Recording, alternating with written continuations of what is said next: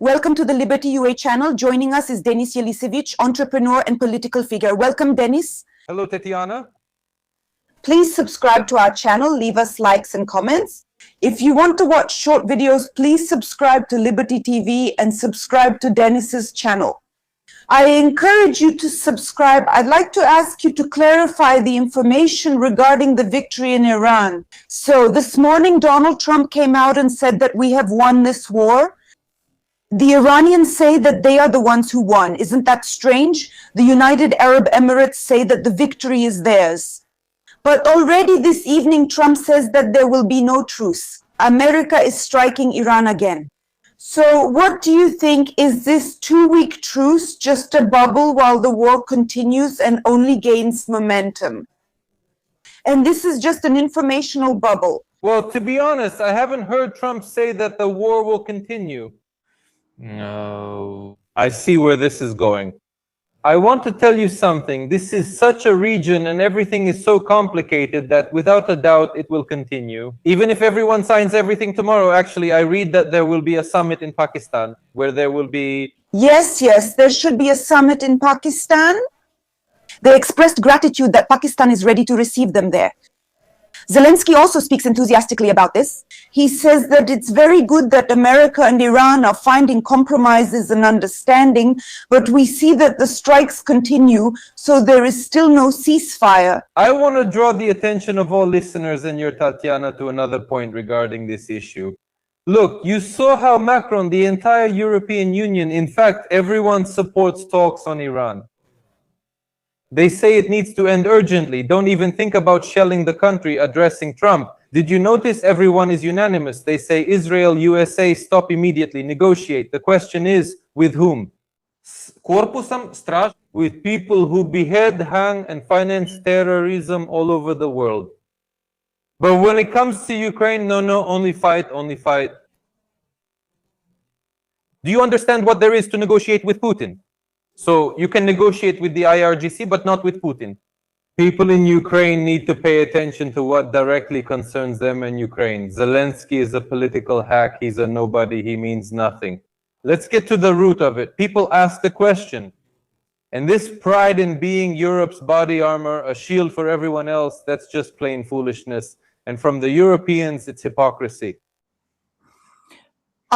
We're talking about the fact that we can't make a deal with Putin, but Trump somehow managed to make a deal with the IRGC. How did he do it? He doesn't say there won't be a truce. So the media is reporting again that America is striking Iran. So obviously the truce isn't working. But for some reason, Trump can't make a deal with Zelensky. The IRGC is a country, it's a group that has nothing to do with democracy. But we are a democratic country, and we have a president who believes in that. That's how it should be in a democratic country. Democratic values. So why can't Trump make a deal with him? Why is it harder than with Kuzur? We were, Tatiana, a democratic country. We had bad but democratic presidents. Now we have a bad president who is a tyrant. He has nothing to do with democracy. That's a good question. Why can't Trump make a deal? Just not with Putin. With Putin, Trump made a deal, but not with Zelensky. We have to be honest. And this is where something like complex geopolitics comes into play. And if people think, I'll say this about you again, if people think that there's no leverage over Zelensky, there are. It's much harder to put pressure on Putin than on Zelensky. But a different game is at play here. And we need to think about why we're victims from all sides. Why does Europe keep saying, like, come on? Why hasn't serious pressure been put on Zelensky yet? And what a terrible situation we've ended up in. And regarding everyone pushing from all sides, trying to corner Ukraine, we need to think about what we're seeing. Petro Oleksievich Poroshenko. We've discussed Zelensky. Now let's discuss the opposition. Petro Oleksievich Poroshenko. I'm still just guiding the viewers. I'm not avoiding your question. I'm steering the viewers in the right direction, focusing on what needs to be considered based on the topics you're bringing up. Petro Oleksievich was there yesterday, you heard, right? Making faces in the Verkhovna Rada. He was mangling those words. It's all cheap populism, and today, especially in light of, I'm not sure if you'll ask about it or not, the laws that the Verkhovna Rada passed. And today a person will ask, people, how am I supposed to live tomorrow? How am I supposed to live tomorrow? What am I supposed to do tomorrow? And they're just laughing and joking, discussing Iran. I urge people to focus on constructive things, on what concerns us, and to do something in that direction. And when you think, people, that you can't do anything, in reality, everything depends on you. I'm not talking about Maidan. As for what people can do, earlier we had a broadcast with Marina Stanichuk and we discussed this bill that the deputies passed yesterday. I want to apologize taking this opportunity to Dmytro Razumkov because I still can't figure it out completely. The media write that he both supported and did not support this bill. That's why Marina Stanichuk and I mentioned him in our conversation. I would like to invite Dmytro, taking this opportunity, to join us on air. If he has the opportunity, he can come and talk about it. So it seems that he did not support this, but what is the essence of this situation? This law, which the deputies are voting for, states that at the IMF's demand, it allows the seizure of property and the freezing of accounts, and most frighteningly, even confiscation of the only home for debts. And what are people supposed to do? Nothing, because we can't go out to Maidan and do anything. What can the deputies do? They can. Marina Stanichuk says they can appeal to the Constitutional Court. A question for you. In your opinion, looking at our deputies, do you have any hope that they will appeal? No. I don't even have any illusions about that. As for people going out to Maidan, they can't go out. I'm not Father Gapon to call for that. It was possible to go out to the Verkhovna Rada, not aggressively, just to show that we disagree, not to break anything, not to hit anyone, not to hit the police, not to overthrow anyone. We don't agree with this state of affairs. You see, Tatiana, in a country where corruption is worse than anywhere else in the world, Ukraine is the most corrupt country in the world. We are giving the state the tools and leverage to take away property. This is a terrible thing. It's just a terrible thing. And when Zelensky came out yesterday in his evening video address, if you heard, he said, "Thank you, deputies, you did well. These were important bills for Ukraine." I want you to note this for yourselves, viewers. He praised the deputies for passing terrible laws, and besides that, for raising taxes for you. This is what the Verkhovna Rada passed. Zelensky thanked them. If someone says, well, what else could we do? Otherwise, we'd be bankrupt. What about the IMF? In my opinion, all this was done for the sake of 8 or 9 billion euros in loans, specifically this. With this amount, Ukraine can survive for 56 weeks during the war. I know the budgets, 56 weeks. Even if it lasted 6 months, after that, there would be a new question. Where to get the money? The system itself is like an unprofitable business, one you would keep taking loans for endlessly, knowing it will never take off, that it's time to get rid of it. So Ukraine is not what needs to be gotten rid of. Elections are needed. Choose a new president and a new parliament through a democratic process. Move forward with the philosophy of freedom and capitalism, and think about the future of the country, not about an endless war with fascist tendencies. Let's take an average Ukrainian man, specifically a man, because right now there's a hunt for men. So the man wanted to buy an apartment in Ukraine. He went to other countries to earn money because not everyone in Ukraine had the opportunity to make a living. He earned this money. Then those in power raised the utility payments. It's not clear why. We still didn't receive quality services, for example, this winter, but we keep getting tariff hikes. Now, this man can't go to work because the draft office is hunting him down and he can't pay for utilities. He could lose his apartment. Why isn't the responsibility for these utility payments placed on those people who raise the tariffs if we're discussing this issue? You know, it's a very complicated question, but the answer will be the same. All those who make these decisions are guided not by the interests of Ukraine, but by the clans they represent. The energy sector is a real gold mine. We have some famous people. Invite Kucherenko, for example, to talk about this. He says that we have a monopoly and there can't be any market. And everyone who says otherwise, naive young people, libertarians, that's all just fairy tales. And so, Tatiana, if we talk with you about any field, like you just mentioned energy, it's always the same.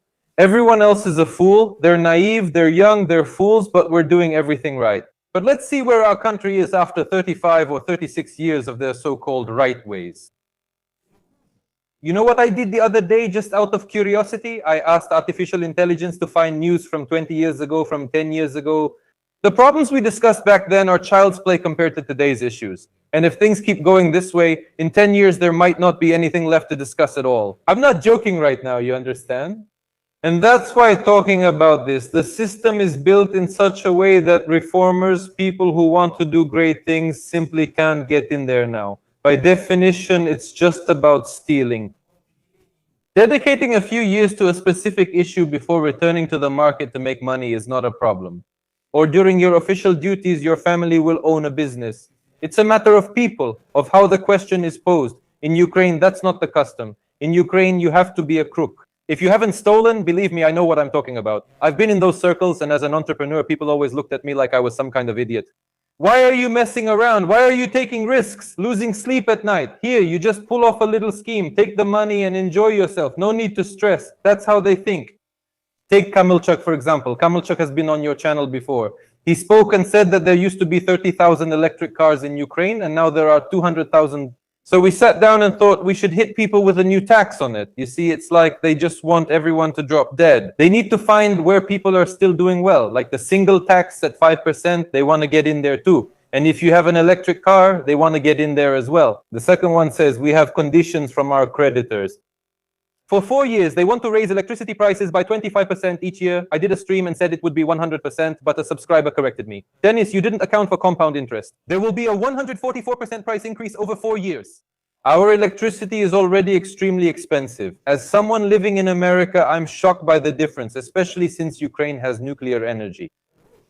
Of course, we continue the broadcast and discuss everything, but I'm encouraging people not to get bogged down in petty squabbles, but to understand the big picture. All of this is wrong. We need to make new decisions and choose different people. As soon as people have such an opportunity, they will probably do just that. But when the elections will be is unclear. Recently, Bloomberg published information that Budanov said that J.D. Vance and Kushner will come to Ukraine. Regarding the truce, they might talk about security guarantees. Maybe, and do you think so, that they already really have a ready peace plan and they will come with a demand or ultimatum for Zelensky to sign this agreement? And do you think they will pressure him so that he signs it? That's a very interesting question, and I would give you an answer. But since I get information from certain sources, how should I put this? I don't want to say too much, but I know that it's planned before the 12th. A blow from Orban towards Zelensky, another one, and then the US steps in, and maybe this visit will be timed to that. I've said this somewhere before, I'll repeat it for you, but I know for sure there won't be a second visit. Kushner and Vitkov aren't coming. They talked, got on a plane, and left. We'll meet again in 2 weeks, and it'll be more guesswork. It doesn't work that way with these people. But Zelensky has his own plans about this. Let's wait and see if they come. That's still up in the air. It will depend on how this truce in Iran between Iran and America ends. There is information that America continues to shell. Iran writes about it. But already this morning, today, we saw that the price of oil has dropped, and people in Ukraine were happy about it. Because we remember that as soon as the war started, the price of fuel in Ukraine immediately went up. We believe this fuel was imported earlier, so the price increase that day wasn't justified.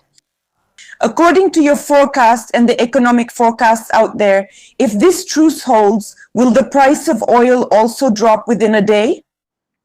No, it will fall gradually but significantly if the truce holds. What you said today, that it dropped sharply, that's how the market always reacts to news. It's an absolutely normal economic process. Look, regarding what's next. And again, I always come back to the realities of Ukraine. Let people find out, when they look at the price board at the gas station, let's say the price is 90 hryvnias for a type of fuel. Let people ask artificial intelligence what part of those 90 hryvnias is made up of taxes and duties. And people will ask and discover with horror that 50% of that is taxes, VAT, duties, excise taxes, and everything else. You see? And then this money goes into the budget, road taxes that supposedly exist. Let people look at the roads they drive on and see if the government is maintaining those roads properly with those taxes.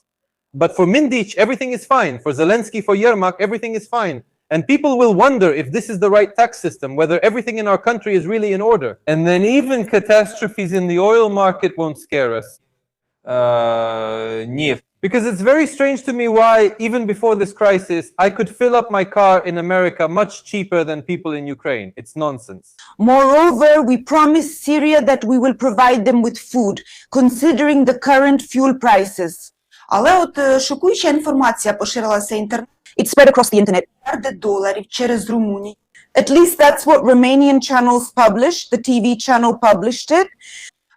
Громадяни України перевозять Such huge amounts of undocumented cash. What were they doing? They came in by buses, transported this cash in suitcases, then took flights to Turkey and sent the cash there, laundering this money. But this information was being recorded. Does this mean that there is protection in Ukraine that allows millions of hryvnias in cash to be taken out through other countries? How did this happen? Where did this money come from? And what was it spent on? Let me clarify. Did you hear this information from me, or was it published somewhere in the media? I checked this information. It was published. At least there is information that Romanian sources are publishing about it. In ours? Not in the Romanian ones, right? That's absolutely right. There was a journalist and investigator working there. She's following me on X and I'm following her. It was RTV, a Central Romanian TV channel. I published all of this yesterday on my stream live. They won't publish this in Ukraine. There are wild amounts, like $500,000 in cash without proper declaration. The sources wrote about business, special income. They were brought to the border in special vans. Remember what was happening in Hungary recently. And you understand that in Ukraine, there is some kind of second budget, a second economy, not just a shadow one where real business simply doesn't pay taxes, but a hidden second layer. You know, there's something else there somewhere. I call it the deep state. This is the money of the deep state, meaning these are people. I focused on this topic about 6 to 12 months ago. I'll explain briefly. These are people, often in uniform retirees, some representatives of big business, representatives of international organizations like Soros, active intelligence officers, powerful law enforcement, criminals, all in a huge alliance. No one elects them, but they largely decide the fate of Ukraine. And it's obvious these are corrupt slush funds, and people shouldn't be surprised by this. I have another question, and even among the viewers who are watching us, there are still some who support Zelensky. Write in the comments, answer me, how can you even take this government seriously after this, when during the war everything is bad for you, but everything is good for them? And while we're at it, first, ask people to subscribe to Liber TVA, and second, to my channel, because I provide these so-called exclusives and information first, and the corporate media won't show you this since they are part of the deep state. An important question is, where is this money? Where did it come from? So you're talking about the existence of another budget. We understand that there is another budget. Who funds this budget? Maybe it's funded under other pretexts, so to speak. So maybe this money is given for Ukraine's defense, maybe for construction, maybe for pensions. So where does this money come from? Who gives it? And who takes it? How do they allow this money to be taken out to other countries around the world? It's important. Well, look, you didn't finish telling the story. They're from Romania, Bucharest Otopeni Airport. They're flying to Istanbul. I'll tell you what kind of money. First, it's cryptocurrency, cashing out. There's a huge market in the world for cashing out crypto for you. This is only recorded on the blockchain. And all of this works perfectly. Right now, I can give you some information on your broadcast. Exclusive for some, maybe not for others. This market for these kinds of specific transfers is working. And I have people I know, I don't know where they get this from. I'll tell you that on air. And they say, that general, I have a specific number, that general sends so many millions of dollars a week, another one sends this much, and for a group of people, it's this much. And recently, they were sending $50 million to Dubai, I don't know, probably weekly, and now they've already moved up to 100. This is war, Tatiana. This is money from the war, made off the war. There are a lot of shadow markets in war. There's the sale of weapons, drugs, tobacco, alcohol. All of this exists in war. And we don't have to look far. You saw the figures. I was the first to mention it on air. Now Ukrainska Pravda has repeated it. Well, thank God, let them. The market around the draft offices is over $2 billion a year. And they publish the rates. Tatiana, they make $8 million a day, I think. It's some kind of crazy money. $8 million a day is the turnover for all draft offices in Ukraine, I think. Something like that. That's astronomical. And let people scratch their heads and think, will these people want to stop the war? And what about this jerk who takes this money from Ukrainian men? What will he want to do when the war is over? He won't want to. They're too dumb for entrepreneurship. All they can manage is buying some apartments to rent out. He'll want blood. You understand? It's like a beast. Once it has tasted it, it won't stop. And now we're doomed to live among people like that. Let people think, what kind of president do we need to clean all this up? They'll also add India, Nepal, Bangladesh.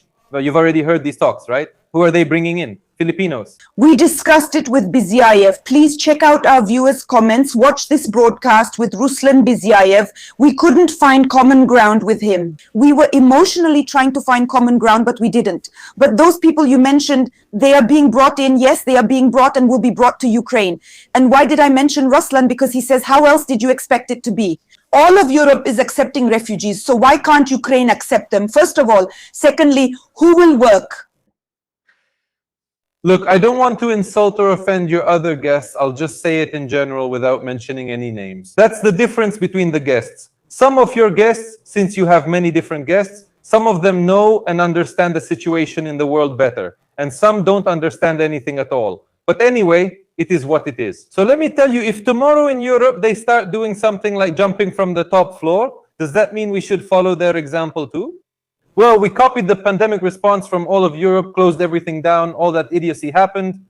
But where I live in Florida, the governor didn't do that. Everything was open. And this state thrived, you understand? Everything was better here and there wasn't any higher mortality here. That's why we shouldn't have this problem. I call it, though some people get offended, the younger brother complex, an inferiority complex. We're always treating Russia as the older brother or Europe as the older brother, and we just imitate them like monkeys. Even though there are plenty of smart, talented people in Ukraine who can innovate and the whole world used to follow our lead. Do you understand what I mean? But we have to copy Europe's taxes at 50%, the pandemic, how to fight it. Now they make decisions and we follow. And what have their decisions led to? That in Berlin, Mohammed is the most common name among newborn boys. That in Birmingham, the mayor is a Muslim and there is namaz or whatever it's called for Muslims, with all due respect to normal Muslims. But you understand, there's no need to create a caliphate in Europe. I don't interfere in the Middle East. I don't say, okay guys, now things will be the way I want them to be. I am respectful. When in a Muslim country, I respect the people and don't impose my own rules or ignore their culture. That's my point. Moreover, excuse me, our country was huge before the war. Not even 52 million, but 35. That's a huge country. In terms of size, it was the largest in Europe. Now, with the loss of territory, they say Spain is bigger or Germany. You see, that's why we need to bring Ukrainians back home. We need to stop them from ending up in coffins, buried in the ground. They died at the front. And so that they don't leave after seeing everything. Tatiana, I don't know if you want to discuss this. It's just one question flowing into another. These atrocities by the draft offices. You know, my subscribers tell me, Denis, we've been listening to you for years. Some say, I wanted to come back. Some said, well, I think I'll tough it out. I won't leave. Maybe everything will be, as you say, with reforms, the future of Ukraine, everything. But I'm sorry, I support you. I keep watching. I'll help, but I won't live in Ukraine. You understand? And yesterday a girl wrote to me, I won't mention any details, names, nothing. She's my subscriber. She posted it. Her boyfriend was forcibly mobilized in Chernivtsi in a very tough way. She filmed everything on video. Good for her. She wasn't afraid, even though they tried to intimidate her. She posted it. She says she doesn't have any followers, but the video spread well. It caused a stir. And you know what she says? They're demanding $17,000. $17,000 to let him go.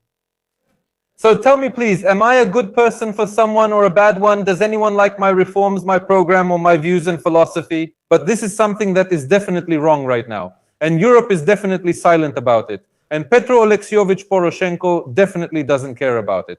It's absolutely true that Zaluzhny likes fascist posts. Some people in military uniforms from his circle who say, hand out weapons, kill the Ukalyankas. Do you understand? Where is this poor person with a Ukrainian passport supposed to go, who was basically born in a wonderful, beautiful country, and to this day, Ukraine as a country still is like that? But these are just horrifying states. It's a terrible situation. They've set up a torture chamber.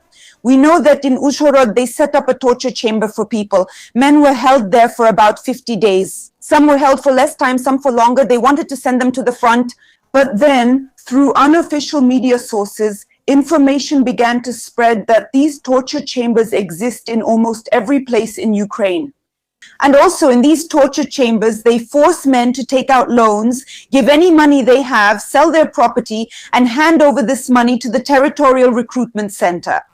Again, I want to emphasize that this is unofficial information. People are writing about this in Telegram channels and in the comments. What do you know about this? How can you comment on it? Look, as I already mentioned to you, there is this anonymous Telegram channel called Protocol 380. They published information there that in the draft office in Kyiv's Solomyansky district, there is a torture room, and men are being forced to take out loans in their own names. In short, it's some kind of nightmare. And apparently even Cord, the police special forces, stormed them. They were just shocked by what was going on there, what they had created and so on. I'm saying, I don't know if this is true. I'm reposting this and telling my followers, if you have any information, message me anonymously on my Telegram bot. And what do you think? I start getting messages first with confirmations, and second, people tell me, Denis, there are torture rooms in all the draft offices in Kyiv.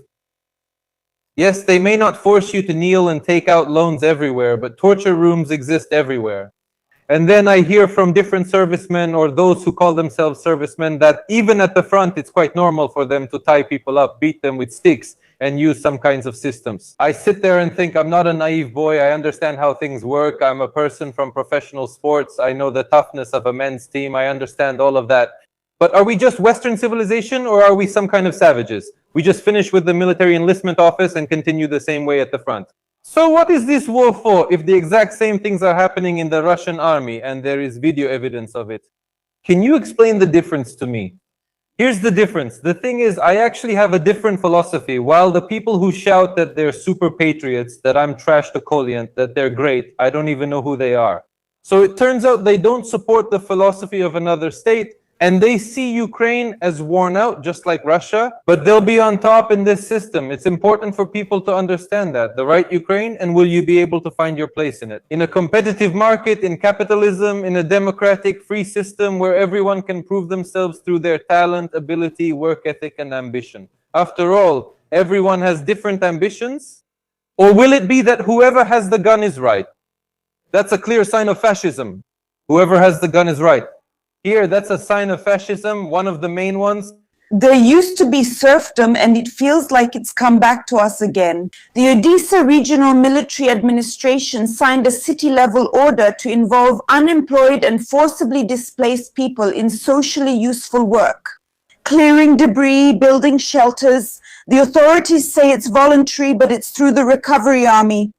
That means people who receive state assistance, for example, forcibly displaced persons, if they are 18, regardless of whether they are men or women, if she is unemployed, she must be involved in this kind of work.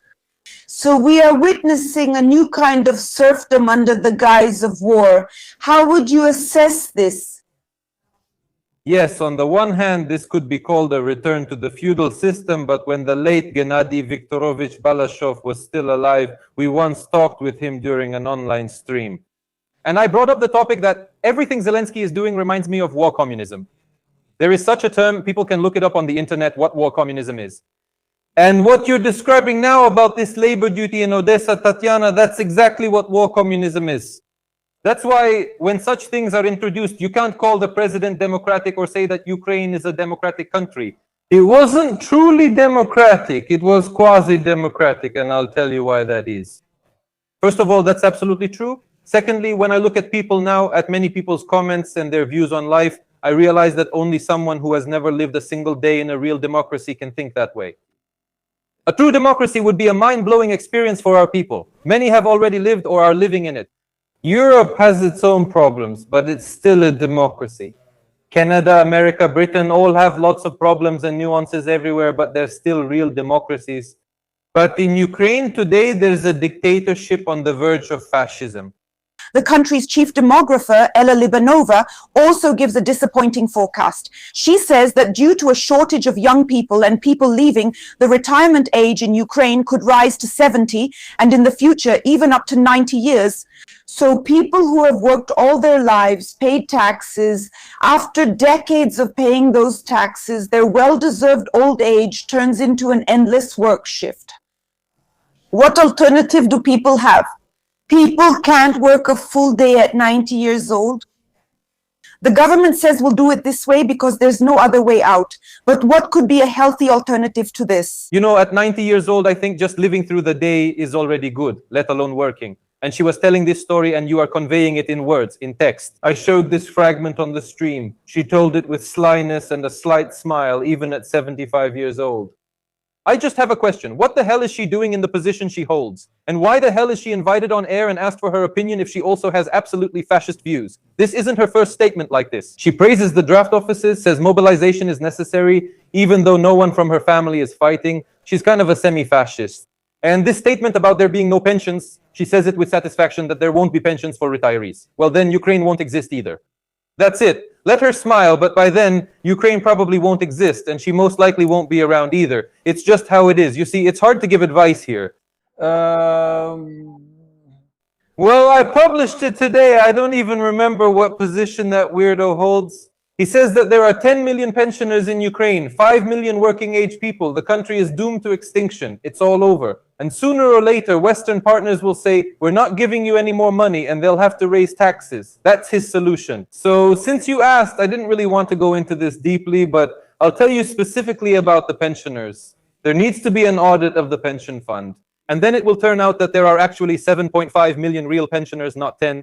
And you'll ask, so what's going on? Where are the other 2.5 to 3.5 million? Here's what I'll say. Those are dead souls, people who have died, but money is still collected for them, just robbing the country. After that, those who have been doing this all these years need to be put in prison.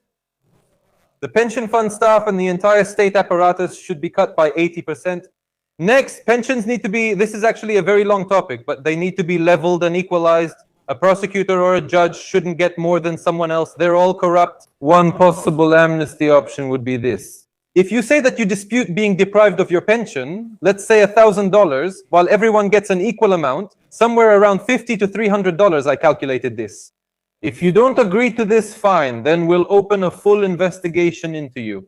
If we catch you living beyond your means, if we see facts of corruption, whether the anti-corruption court proves it or not, then you lose your lifetime pension completely and you'll stand trial on criminal charges. Or agree to $200 to $300 like everyone else and goodbye. That's the practice, you know. I'm a libertarian, I'm actually anti-Soviet, against the old Soviet ways, against equalization. In reality, this has nothing to do with being leftist. It's just a tool like that. This is exactly a return to the zero option. Because what they've done with pensions, when an ordinary grandmother gets 60 or 70 euros in pension and some official gets 800 or 900 euros, you have to ask, what the hell value did you create more than that person? Just because you spent your life in an office doing nothing and leeching off others. You understand these are questions that need to be answered. And the next question is it right for people who receive money from the state budget in any form to vote? After all, that's a legal tool for bribery. Zelensky, as soon as elections come up, he says, I'll raise pensions. And for students too, you see, that's the situation. It's not right. And there are many other things like that.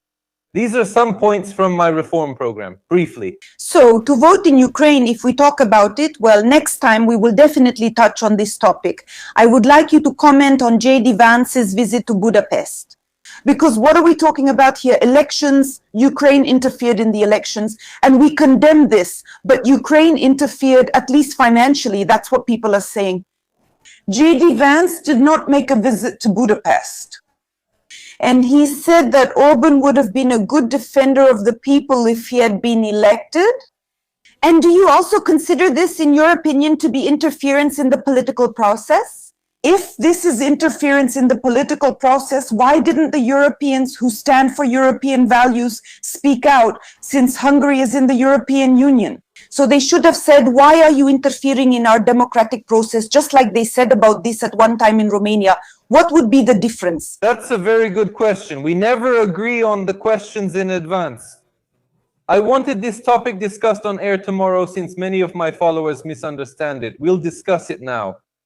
But look at the situation. Let's say that Yermak's civic organization was recruiting hired thugs on job search websites for a salary of 100. Yesterday, live on air, I can give anyone a link to the Rabota.ua website. They're organizing athletic guys as hired thugs for round-the-clock work, requiring knowledge of Hungarian and good physical fitness, with a salary of 100,000 to 200,000 hryvnias for a business trip to the elections that will be held on the 12th. So let's just start with that. Let's move on. Regarding election interference, your channel published a translation of the speech by J.D. Vance and Orban. Before our broadcast, I saw Vance's interview that came out today. It's all about Zelensky and Ukraine. And you should pay attention to an important thing Vance said. He says, I came here, I'm not telling you who to vote for. This is a very important legal point. If Vance had come out and said, people, vote for Orban, that's one thing, although it's a minor offense. And now, Tatiana, what you're asking about is happening right now, today, yesterday. Now let's return to what happened earlier. And before that, there was USAID, money to Ukraine under a false pretext. which was used to finance Biden's election campaign. Did it happen or not? Tell me, please. And Zelensky, who doesn't allow anyone to check the Druzhba oil pipeline, what's going on there? Isn't that pressure? Isn't that interference in the elections to weaken Orban's position? You see, basically, it's blackmail. That's not interference in the elections. It's not called blackmail. He says that we can't finance the Russians. You understand? They would be getting the money then. Were they being financed before that? Before that, yes. But then he says that we can't do that anymore. Of course, Because of the elections in Hungary. Without them, everything would work out. We can buy reverse flow gas, but you know, these are just fairy tales. Let's move on. They simply declared him a pro-Russian candidate after the recent elections. She invested $250,000 in Russia. Tatiana, what is $250,000 for Russia? Well, it's nothing. Russia invested $250,000 in a TikTok campaign for this candidate. And J.D. Vance then, at the Munich conference last year, said it right. If the price of your democracy and the European Union is $250,000, then such a democracy is worthless. And that's absolutely true. I don't support that candidate, and I haven't looked into how pro-Russian he is. I know something else. You can't say that Putin is a dictator, as I have the right to say, and I call him a dictator, and then use the same methods yourself. We didn't like the elections, so we'll just cancel them. In Moldova, it was on the verge of the same thing. Now, in Hungary, you understand that it wasn't Yermak just sitting there like, oh, let's send something to Hungary right away. This is some kind of coordinated event. And there, by the way, Tatiana Vladimirovna, it was said. that your interaction with other teams will be on site. Tell me, who organized this? Who benefits from this? So Ukraine is interested in making sure that Orban doesn't come to power, that Magyar comes instead so he can unblock this money for Ukraine, and then we can keep fighting. But we don't have that guarantee. Do you think our government and the opposition have an agreement that if Magyar comes to power, then Ukraine will really get this unblocked? Both the opposition and the government of Ukraine are in cahoots. Tatiana, I had a dream in which I saw proof that Zelensky is funding Magyar's team. At the same time, I have nothing against Magyar himself at all, neither as a politician nor as a person. I also want to clarify an important position. In this election, I support Orban, but Tatiana, if there was a third candidate, let's say a libertarian, someone strong and the right kind of candidate, I would support him. Why do I support Orban? Because Orban told the whole world about the lawlessness of Magyar, about stabilization in Ukraine. Not because he's good, but because he's against Zelensky. That means our interests coincide here. Orban is the only one who exposed these things involving money. Cash and gold. Where is it? Nobody knows. What happens next? I'll release the investigation, highlight some points, and get people thinking. Now, why do I need another body of Ursula and Zelensky at the border with Ukraine? Well, in the neighboring country, I have someone who will come out and say, guys, if they win, Zelensky is the leader of the free world. Well, so what if there are torture chambers in every district of his capital? So what if people are being killed there? So what if they're being stripped? Well, so what if only the Central Committee took $8 million in bribes? So what if they move cash around? I don't need a person like that. Next, we've already talked about the migrant. I respect all religions, but I don't need Mohammeds in Europe. Let them stay in their own countries. They don't need, I don't know, Victors and others like that in their countries either. Right? I don't want to populate their countries with other people. That's called common sense. So Orban doesn't let this plague in. Orban doesn't allow all these leftist tendencies, some things that a minority turns into politics. You understand? This idiotic environmental activism, that's it. At the same time, Orban is not a saint. You understand? But when they ask me Denis, Magyar or Orban, given what I've said, I choose Orban. If things were different, I might say something else, but this is my answer today. Tell me, what interest does Zelensky have in supporting Magyar? What is it? We don't have any guarantee that he will definitely unblock all of this, the money, and then we'll be able to fight, well, if we stick to this position. And with whose money? Zelensky isn't financing the opposition and the thugs with his own money, his hard-earned money, is he? He absolutely could. Tatiana, they're making so much money from the war that hiring 200 or 300 thugs or even 1,000 is no problem for them. They fund the media, Tatiana. They're paying bloggers with millions of followers 50,000 euros a month, renting them apartments, protecting them from mobilization, and sometimes even providing security. You understand? That's just for some unfortunate blogger. So you probably can't imagine what kind of money we're talking about here. About Magyar. You see, if you look at Magyar's program, it's actually not much different from Orban's program. He's kind of pretending to be right-wing. Why? To take some of Orban's electorate. But everyone understands perfectly well. And by the way, we'll check that if Magyar wins. Tomorrow he'll do whatever Ursula tells him to do. That's all. Tomorrow he'll do whatever Ursula says. For Zelensky, it's a matter of principle. Orban is Trump's proxy in Eastern Europe. That's what I'll say. And for Zelensky, it's crucial to pry a player away from Trump.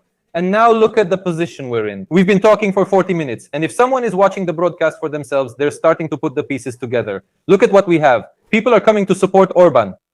Trump is calling and recording videos. Vance personally. Tatiana, the Vice President of the United States, is very serious. Vance is coming in person. Netanyahu is recording a video, but Netanyahu has his own war. Novrotsky is coming. In short, a bunch of world leaders who are personally respected by me are coming to show support. And Zelensky, whose country is in a difficult situation, and Trump is our mediator, is playing against the candidate supported by Trump. This is not normal. And it's not just that Zelensky woke up and decided this. He's in a completely different camp with other people. A completely different international clan. He's their pawn.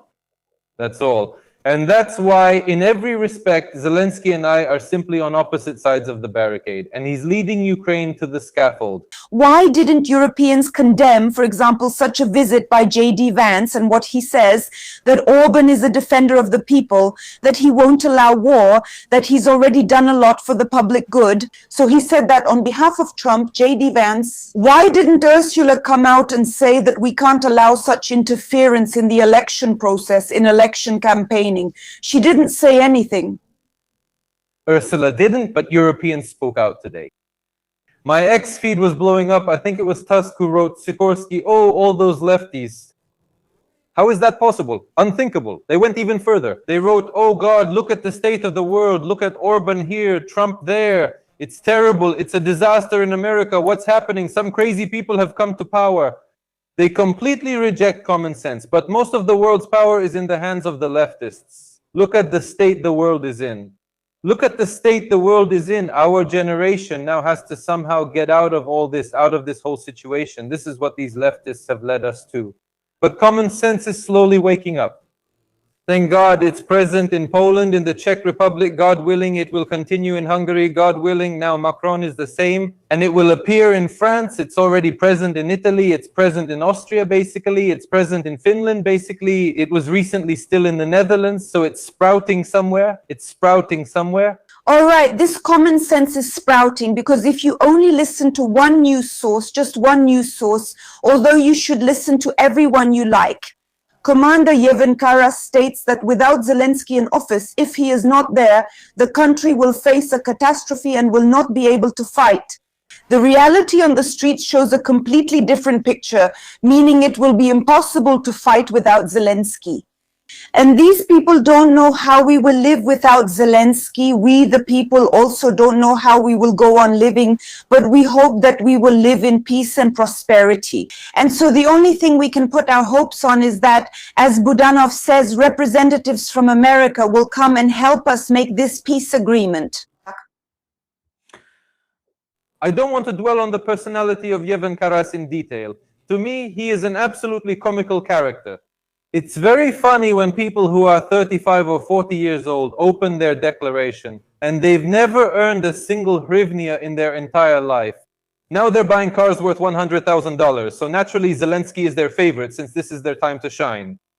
He can be above everyone, imposters get titles and so on. And there's a whole group of such people. That's the horror of the situation.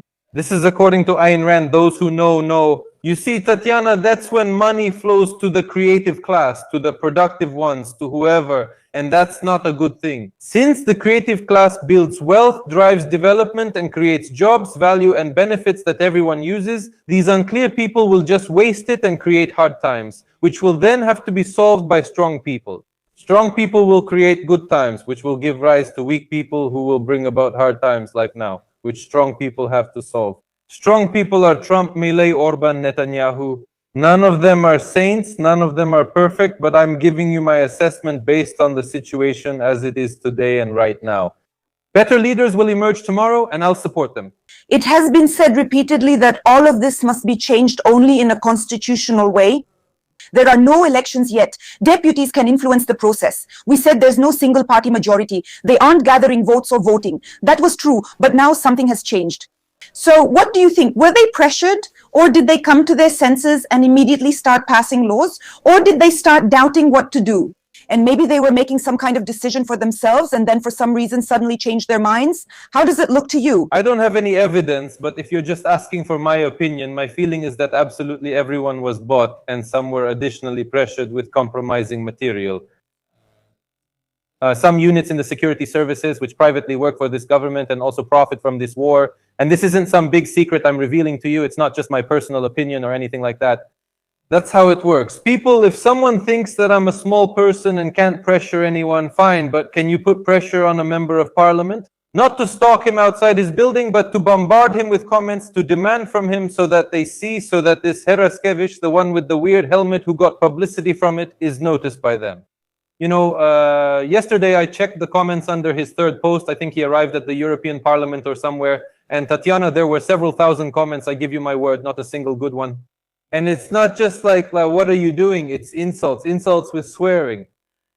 Still, people intuitively understand that this is a project of certain clans, that he's basically a puppet, a fool, a talking head who was put there, told what to do, given a script, and he just consciously went along with it. People are like, listen, something's not right here. Of course, I don't really understand what, but this is definitely a bad person. This is definitely someone who isn't doing anything good for Ukraine, only for himself. That's it. That's why the ground is burning under him and under the deputies too. The ground should be burning under them, at least in a virtual sense. He should check social media and see the whole country hates me. And go to sleep with it and wake up with it. Because if I do the same, the whole country will hate me. And if there are a couple of brave ones who go against this crowd, I will praise them. And people will start writing, you're great, you're awesome, you went against everyone. Like that photo where everyone is giving the Nazi salute to Hitler, but one person isn't. It's kind of like that. I always want to find some light at the end of the tunnel in every show. And that's why I want to get something good out of every speaker. Something good but true. Not just so that we get fooled, believe it, and think everything will be fine. But in reality, it's not like that. That's why we're looking for answers to very important questions. I encourage viewers to subscribe to our channel. Please hit like and leave comments. Subscribe to Denis Eliseevich's channel. Thank you for being with us today. Thank you.